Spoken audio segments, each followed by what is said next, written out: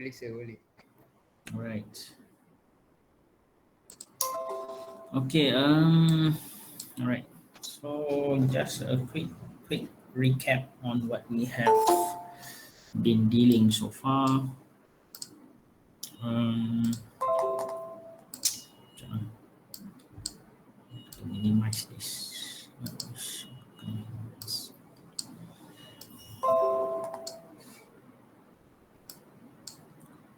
Right. So overall, all in all, what we have been looking, okay, is this from this classification of metals alloy. So we have ferrous alloy, and then we have ferrous and non-ferrous, and depending on the carbon content, we classify it into steel and cast iron. Well, cast iron, we have white iron, we have gray cast iron, we have malleable and ductile cast iron. And for steel, we have not classified, or we have not put them in groups yet. So last Monday, we have classified these groups of steel. So basically, we can classify by two ways, whether it is just iron and carbon, or iron, carbon, and other element. And this is what we consider as the alloy steel, but without any other alloying element other than steel. So we just call it a plain carbon steel. And on top of that, we could actually classify them also by the means of the carbon content. So as we learned last time, okay, the carbon content, we have low carbon, medium carbon, and high carbon content, depending on the composition, depending on how much the steel contains the carbon. So I think we have covered all these plain carbon, plain low carbon, high strength low alloy, and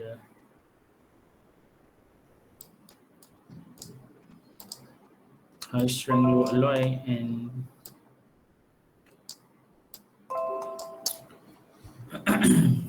this for medium, we have plain and heat treatable, and only we left with the stainless steel. So stainless steel we will discuss a bit detail, because we have further classification on the stainless steel itself.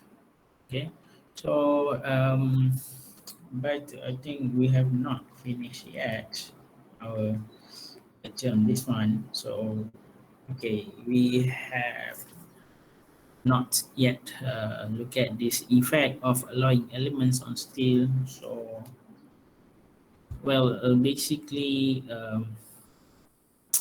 the carbon content controls the hardness of the martensite. The higher the carbon, the higher the hardenability of the steel. So I think we have several times we have see this kind of like bar, steel bar, heated up into austenite phase, and then we quench one of the end, and this cause this cause the steel to be to experience martensitic transformation due to the fast cooling. And it depends on how much the carbon it contains. So the higher the carbon, the deeper the hardening effect could be. Okay? The deeper the hardening effect could be. So that is why you can see in this graph, so distance from quench end. So this is quench end. So the deeper you get, okay, okay, going this way, okay, it really much affected with the carbon content, Okay, if it is higher in carbon, like the series of 5,000, 4,000, compared to the 1,000 series. So you can see that the carbon content plays a huge role in having a deeper area of hardening effect. So this is the deeper area means the hardenability. I think the hardenability. So higher carbon content increase the hardenability. Okay. And let's say the effect of alloying element on hardenability of steel. Addition of boron can also significantly improve hardness of steel and typically used with lower carbon steel. So this is also the info that is useful. And elements such as chromium, moly, manganese, silicon, nickel, vanadium all retard the phase transformation from austenite to ferrite and pearlite, means the martensite can be formed. Okay, so this kind of element actually hinders the formation of ferrite and perlite. So we can promote more martensite. Okay, so these are the alloying elements that we add other than the carbon. Okay, so as you can see, apart from carbon, all these alloying elements, they also, okay, apart from well, this we are talking about the effect of alloying element, right? So the effect means at first we look at the carbon effect, okay, because carbon is the alloying element. So we see the carbon, and then apart from carbon, what other element give effect, right? So we have this boron, chromium. This is amongst the common alloying element that you can find in steel. And also if um, this effect on the phase transformation, right? And also apart from that, they themselves also dilute or dissolve dissolve in the uh, iron matrix, dissolve in the iron matrix. So they themselves also, apart from carbon, they provide the solid solution hardening. So depending on the size, okay, and also, uh, well, when we say the how say the element, so we are looking at the size of the atoms and how much is causing distortion to the matrix. So so this is the effect of this alloying element on the yield stress. So alloying element can also increase the strength by forming solid solution in ferrite. They cause a lattice distortion, okay, lattice distortion that hinders the movement of dislocation. So we know that when we have deformation, okay, when we have deformation, we need the dislocation to move. So if we stop or we cause or we hinder this movement of dislocation, literally we increase the strength. So one of the example, one of the way to achieve this is by the solid solution hardening. I think we have been dealing with this quite some times ago. I hope you still remember. And solid solution hardening, it caused the lattice to be distorted. So it's more difficult for the dislocation to move. Okay.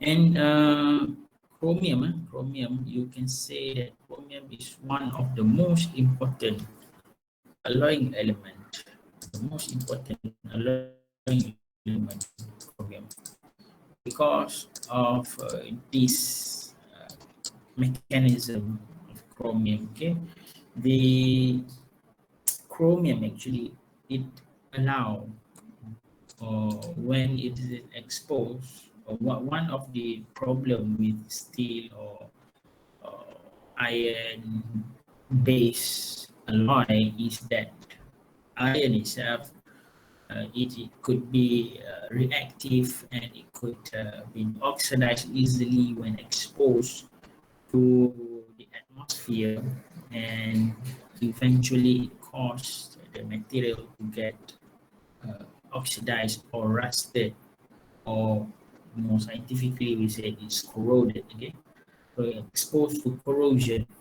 So if we add chromium, if we add chromium, so the chromium is also reactive. Okay, it diffuse to the surface, and it itself it oxidize. Okay, it oxidize. But the difference is the chromium oxide. Okay, the chromium oxide is not like the iron oxide, which will have, which will, you know, expand too much and then it spoil off.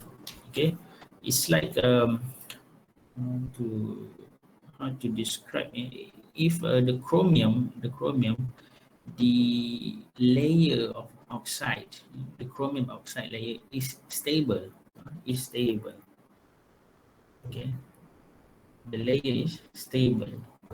If if iron is oxidized, there will be the layer of iron, they are not stable because they expand too much, and then they have this how to say, the volume increases too much, so it spoil off, the, the material, and also it's degraded. So for chromium, the layer, the oxide layer, is very very thin, and it provides a stable protection. Okay, a stable protection. So that is why we add the chromium uh,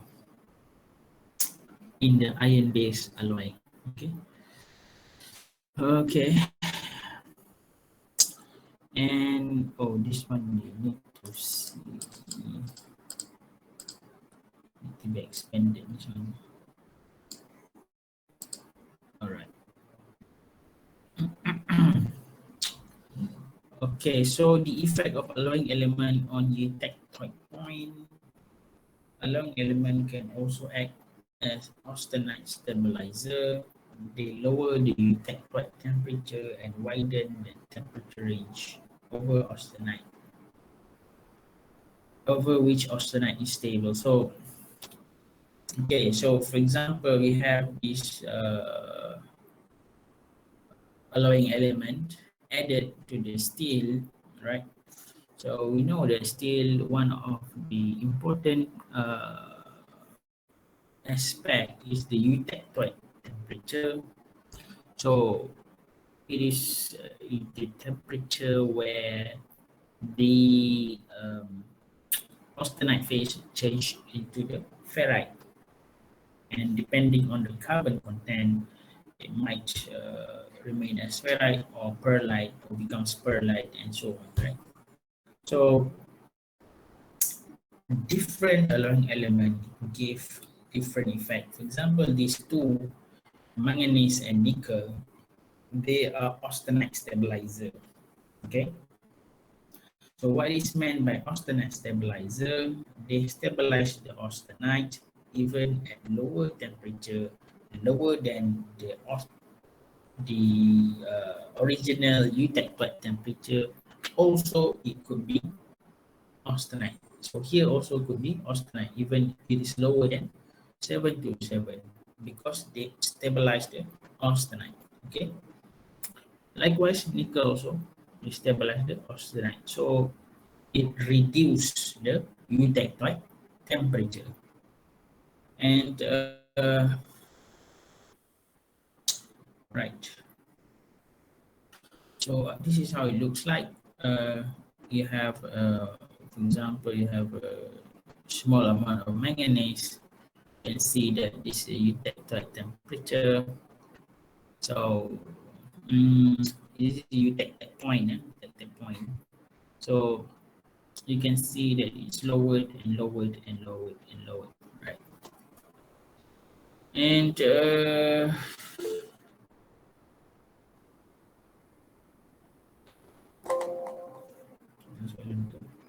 no.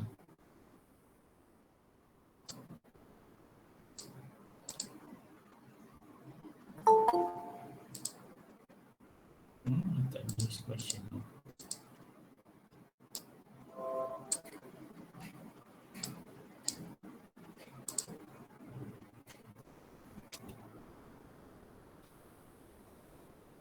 Nampak benda ni bila saya buat first page je ni.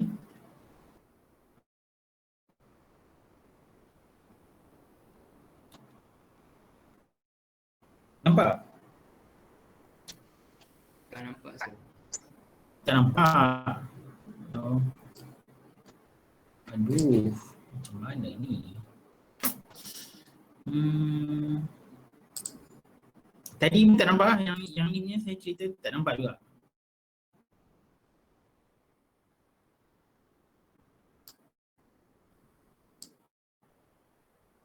Nampak tadi. Sebab dia punya slide ni dia ada animation, so dia kalau kita tengok macam ni dia jadi macam sedikit cerabai. Nampak yang ni, yang bila saya tadi slide yang ni nampak tadi.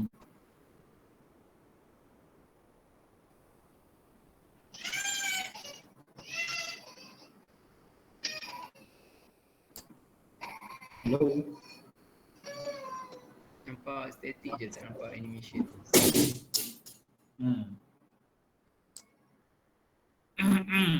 Okay, so macam ni lah. Okay. Alright, tengok ini. So there are few element that if we add or we do alloying with this element, they become the austenite stabilizer. Okay, when we say about austenite stabilizer means that we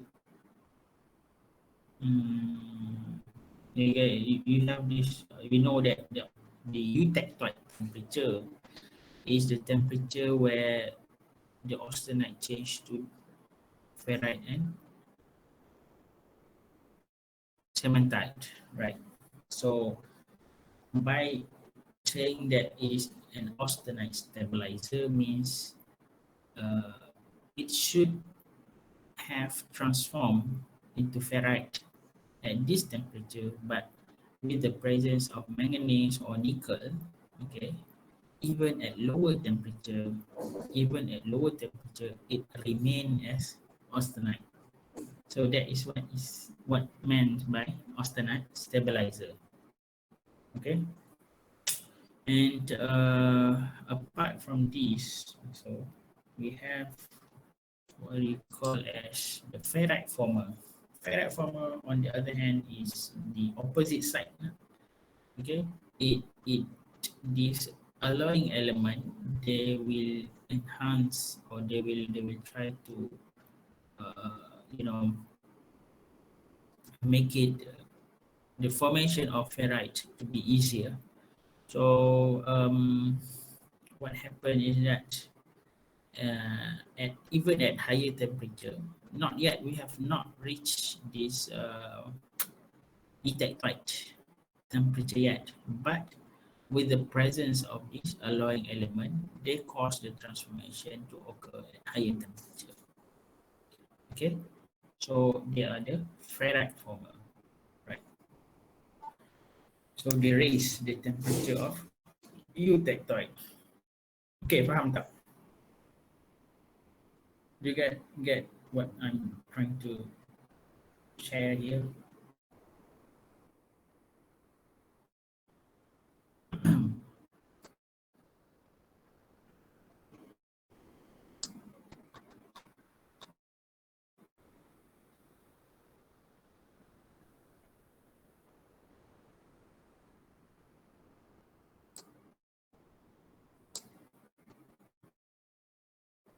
Okay, likewise, if we look at different perspective, if we look at the TTT diagram, I hope you still remember. So the TTT diagram, the temperature or time transformation or time temperature transformation is the diagram that we use for isothermal transformation. So if we have alloying element, this alloying element actually it slow down the diffusion. It slow down the diffusion. So it takes more time for the diffusion, or it slow down the diffusion. So it takes more time for the transformation to occur. So if we have the C curve here, the C curve here. So by having this alloying element inside, we shift it to the right. So we need more time to transform. Okay, that is the effect of the alloying element on TTT diagram that we could relate. And okay, we have also what is called as maraging steel. So actually it's martensite plus aging. So that is why the name come from. So the maraging steel is a high strength alloy made with around 18% nickel and less amount of cobalt, molybdenum, titanium, and aluminum. Maraging steel contains an extremely low amount of carbon, so it has very low amount of carbon but very high nickel content. So the carbon content is kept low to avoid the formation of titanium carbide. So once it becomes titanium carbide, it will be different thing. Okay, so we want to maintain this titanium, uh, or we want to maintain without the precipitate. So we severely reduce the impact strength, ductility, and toughness when present in high concentration. So carbon content is kept low for maraging steel to keep it ductile. Okay, to keep it to be ductile. And this is how it looks like, the process to produce the maraging steel. So we austenite it at higher temperature, then you take that point, so it becomes austenite. And then we egg quench this, so it becomes solid but very high, very uh, fast. It's fast, and then uh, because the carbon content is not that high, okay, not that high. So we have the martensite, but the the amount is not that much.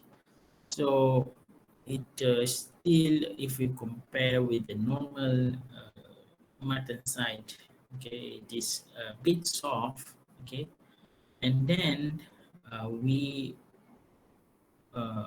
continue the process with thermal aging.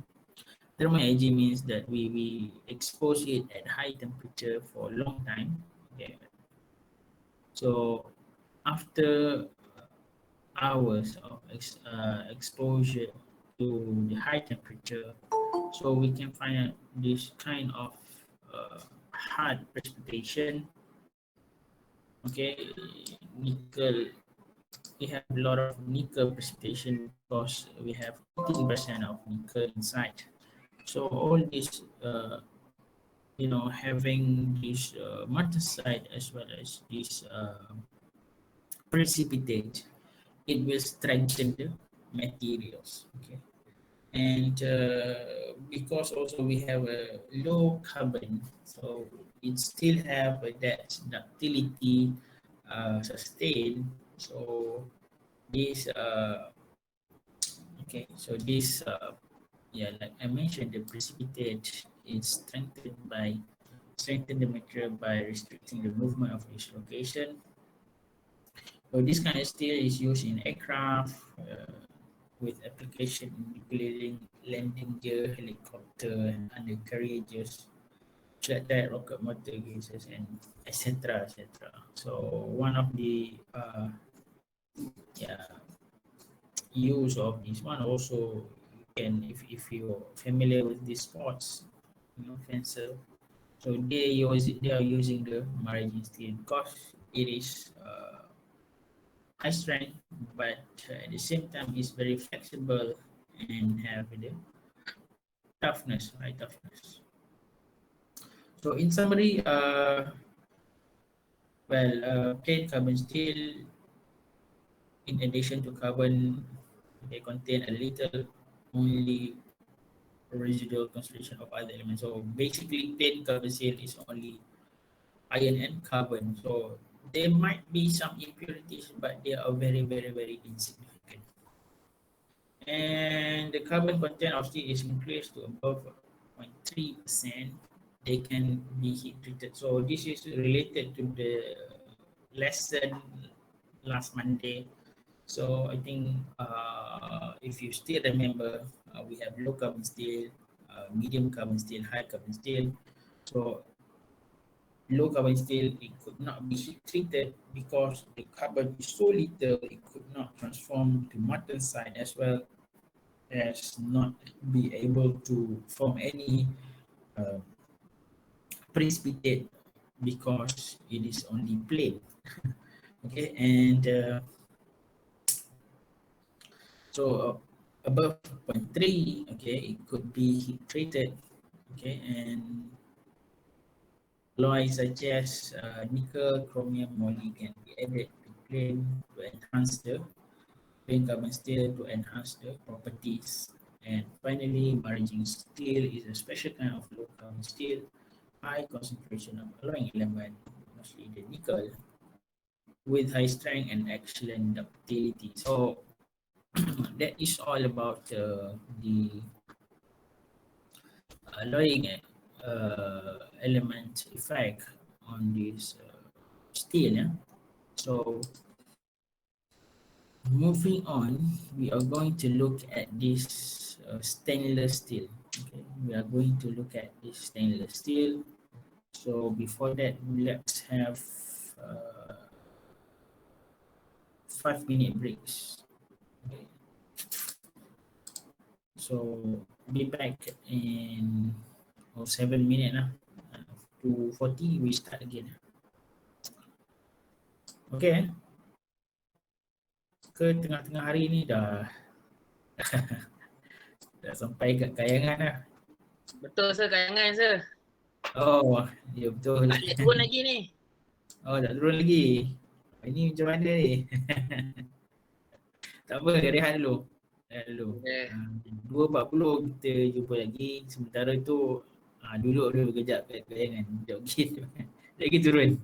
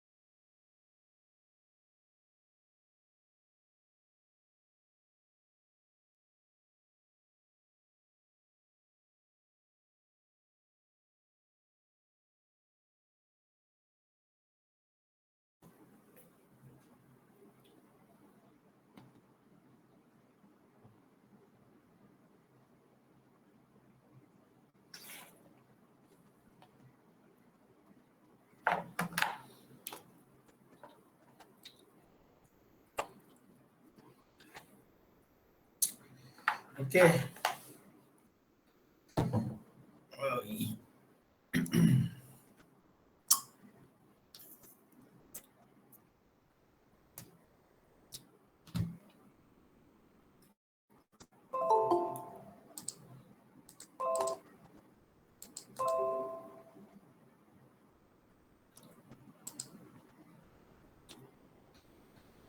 Oh, okay.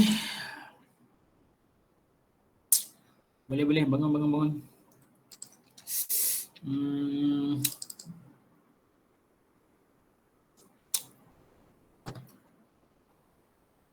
Let me share the slide.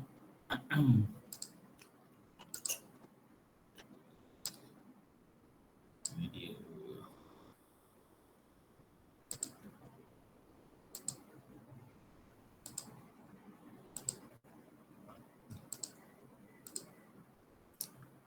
Okay. Nampak? Okay. Nampak doktor. Okay. Right. Okay, so so far we have been dealing with let's draw that. Let's draw. Okay, instead of looking at this slide, let's move our hands a bit. Alright, so we have metal alloy. We have metal alloys, right? So ferrous, non-ferrous, and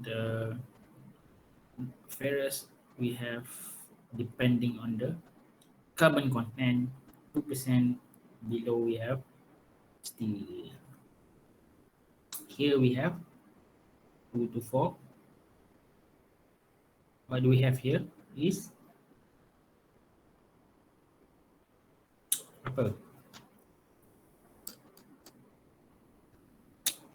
Yang mana mengantuk ni? Sekejap saya tanya. Apa kita ada kat sini? 2 to 4 apa orang panggil? Saya. Ha? Saya. Cast iron. Okay. Cast iron.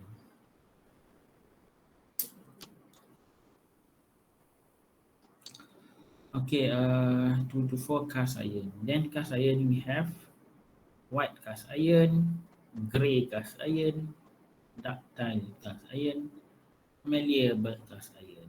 Alright. And still we have this classification of whether it is plain or alloy steel, and we also have this vertical classification, okay, or horizontal classification based on the carbon content, whether it is low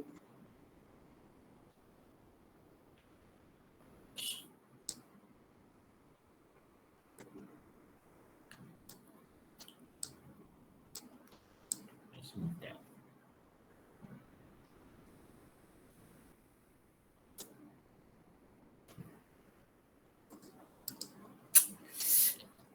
Whether it's low or medium or high. Okay. And well, that is how we classify things. And at the same time, we have this what we call as stainless steel. Okay. We have not elaborate yet about the stainless steel, and because it's quite special, because it's used in industries